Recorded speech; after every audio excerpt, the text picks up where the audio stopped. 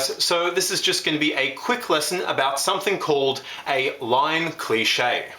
Now, a line cliche is just a stepwise line, either descending or ascending, that moves against a single stationary chord.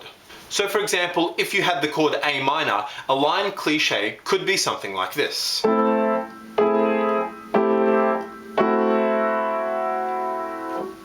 So you've got that single stationary chord, the A minor, that stays constant through the whole chord progression, and then you've got a single line that's descending by step. Now this is a very common chord progression, and it's found in very many jazz songs like My Funny Valentine, In Walked Bud, What Are You Doing the Rest of Your Life, Yesterdays, or Blue Skies.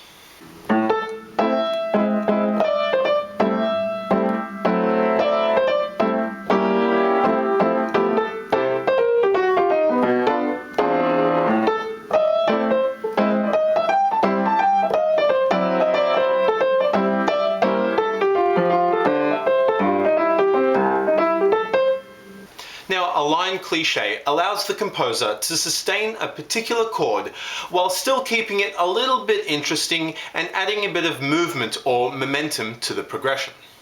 Now, line cliches are usually found at the top of a chord voicing or at the bottom of a chord voicing, but they can be found in the middle as well.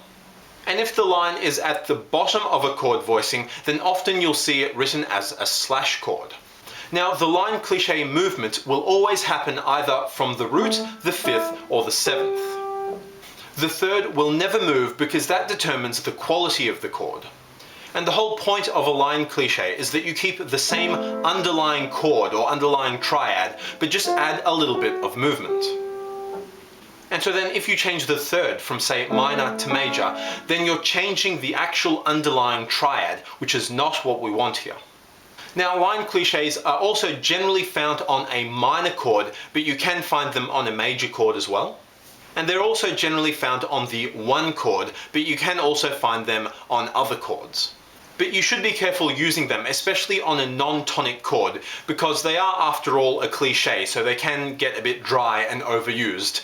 And they sound like a tonic progression. So if you play a line cliche on the two chord, you might end up having the two chords sound like a new tonic, and therefore make the key that you're playing a little bit ambiguous. So you just have to be careful when doing that. Now, line cliches can also either descend or ascend, or they can change directions halfway through. And they usually move in semitones, but they can also move in tones. Now, over a minor triad, some really common line cliches you'll find is the root going down to a major 7, down to a minor 7, then down to the 6.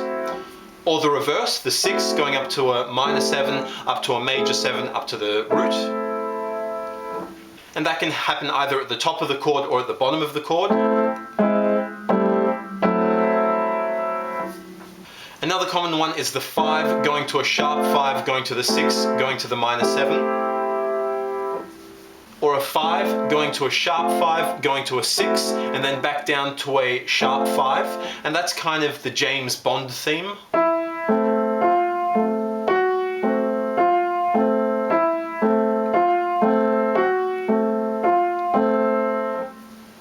Another one is the minor 7 going to the 6, going to the sharp 5, going to the 5.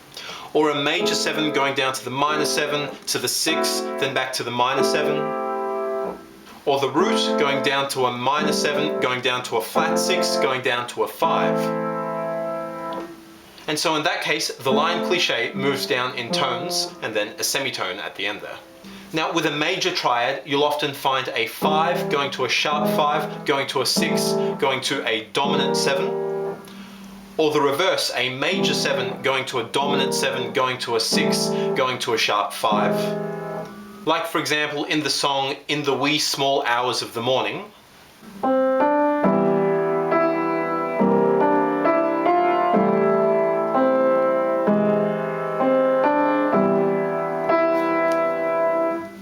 And you'll also sometimes come across a line cliché that's outlining a 2-5. For example, a D minor to a D minor major 7 to a D minor 7 to a G7, so that the line cliché finishes on the B, which is the third of the G7. Now, separate from finding line clichés in a number of different jazz standards, they're actually quite fun and useful to use when reharmonizing a song. So they're good to use when you've got a single chord that lasts for a very long time, like in the song Summertime.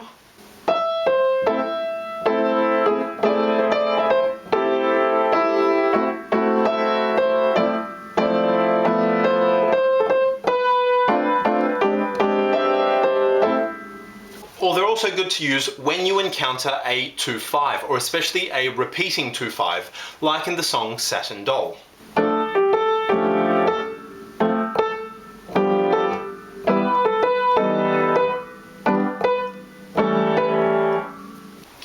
Or in fact, you can use a line cliché to reharmonize any chord progression as long as the melody is generally in that chord's diatonic key.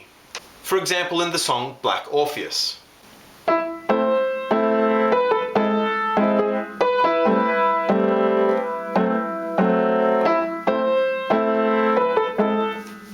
And when you're improvising over a line cliché, you can just use the regular diatonic scale that you would otherwise use when improvising over that particular triad.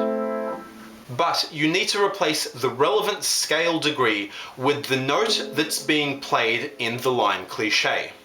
So over an A minor triad, I would ordinarily use the A natural minor or A Aeolian.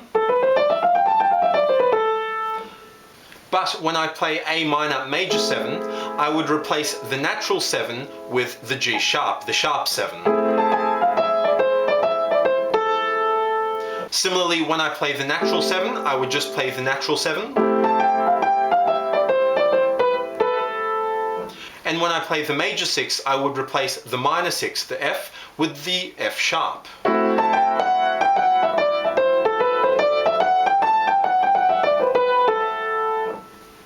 And for those of you who know your scales, that would be an A natural minor over the A minor triad, an A harmonic minor over the A minor major 7, the A natural minor over the A minor 7, and the A Dorian scale or mode over the A minor 6. Cool, and that's it for me. Thanks again for watching. And so yeah, have a go reharmonizing a particular song with this line cliché idea. And as the name suggests, it is a little bit cliché, so make sure not to overuse it, but it's cliché for a reason. It sounds quite nice and quite smooth. Cool, see ya.